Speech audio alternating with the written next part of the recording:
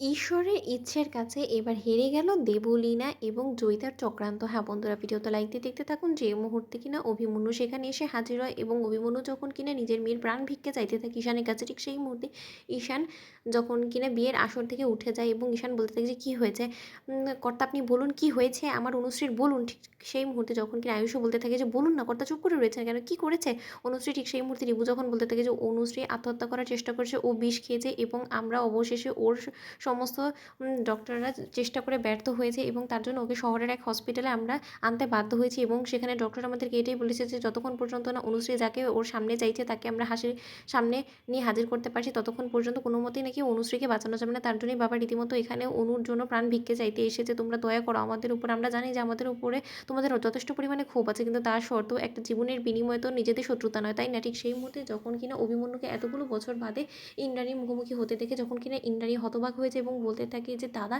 এতগুলো বছর আপনি কোথায় ছিলেন, এতগুলো বছর বাদে আপনি এখানে এসেছেন, তাও আবার অনুশ্রী।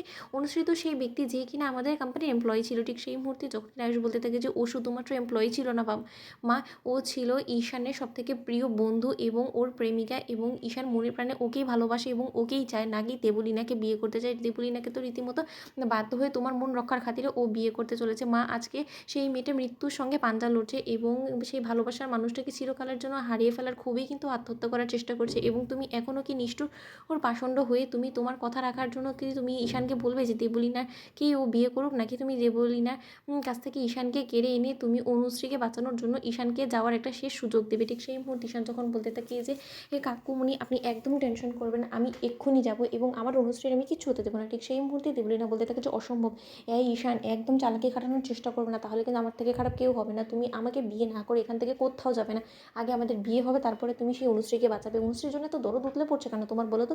তুমি আন্টিকে কেন বলছো না যে এতগুলো দিন ধরে তোমরা রীতিমতো সেই অনুশ্রী এবং এই অভিমন্যু নামক এই লোকটাকে রীতিমতো ইমপ্রেস করার জন্য সেখানে ছিল, সেই সমস্ত তথ্য আমি ফাঁস করে দেবো। ঠিক সেই মুহূর্তে যখন কিনা ইন্দ্রাণী বলতে থাকি যে এতগুলো বছর বাদে দাদা আপনার ঋণ যখন শোধ করার আমি একটা সুযোগ পেয়েছি, সেই সুযোগ আমি কোনো মতেই হাতছাড়া করবো না। ঈশান, আমি তোমাকে বলছি যে তুমি এক্ষুনি অনুশ্রীর কাছে যাও। ঠিক সেই মুহূর্তে অভিমন্যু যখন বলতে থাকে যে ইন্দ্রাণী, তোমার এই ঋণ আমি কোনোদিনও শোধ করতে পারবো না, কিন্তু আগে আমি আমার মেয়েটাকে বাঁচাই, তার পরবর্তীতে তোমার সঙ্গে আমি সমস্ত হিসাব মেটাবো। ঠিক সেই মুহূর্তে যখন কিনা ঈশান হসপিটালে ছুটে যায় এবং আয়ুষ যখন কিনা বলতে থাকে যে ঈশান তুই চলে এসেছিস, তুই দেখবি তোর অনুশ্রীকে কেউ কেড়ে নিতে পারবে না। কুসুম, তুমি ঠিক ছিলে যে ঈশ্বরের হয়তোবা যদি অন্য কোনো ইচ্ছে থেকে থাকে তাহলে দুজন ভালোবাসা মানুষ কোনোদিনও আলাদা হতে পারে না, এবং অবশেষে সেটাই হলো। ঠিক সেই মুহূর্তে হসপিটালে যাওয়া মাত্রই অনুশ্রীর কাছে ঈশান হাজির হয়ে যখন কিনা বলতে থাকে যে অনুশ্রী, আমি তোমার কাছে এসেছি। অনুশ্রী চোখ খুলো। ঠিক সেই মুহূর্তেই অনুশ্রী চোখ মেলে তাকায়। তো বন্ধুরা, লাইক কমেন্ট শেয়ার করো, সাবস্ক্রাইব করো।